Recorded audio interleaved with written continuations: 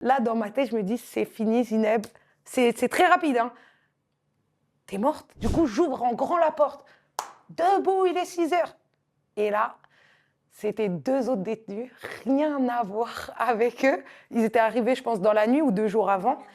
Et en fait, c'est la position dans laquelle ils étaient et comment ils étaient vêtus qui n'était pas normale.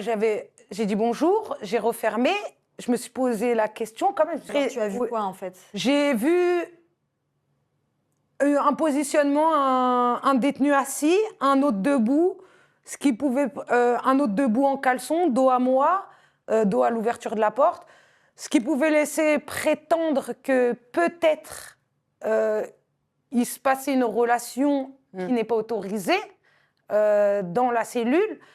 Mais il y a la loi, tant que j'ai pas vu, Mon erreur à ce moment-là, ça a été de ne pas retourner, d'ouvrir cette porte et de faire semblant à la personne qui était assise, un peu bluffer, de dire t'as rendez-vous chez le médecin ou inventer une excuse pour le faire sortir de la cellule. Parce que tu penses que c'était pas quelque chose qui était consenti pour... Voilà, en fait, quand j'ai ouvert, la réaction, elle était trop... celui qui était debout, c'est speedé. L'autre, c'était un peu plus aide-moi, je sais pas. Je suis allée voir mon chef et je lui ai expliqué la situation et je lui ai demandé qu'est-ce que je dois faire et qu'est-ce que j'aurais pu faire. Et lui me dit, tant que t'as pas vu, tu peux rien faire. Donc déjà, je peux pas écrire parce qu'on n'a pas le droit de dire je pense ou je crois. 2 mois après, j'étais surveillante activité, on va dire, ça avait rien à voir. Je remplaçais un collègue. J'allais finir mon service et les détenus rentraient C'était le retour promenade. Du coup, les portes de la promenade, elles étaient ouvertes, ils allaient remonter. Moi, j'allais quitter le bâtiment, genre j'ai fini mon service.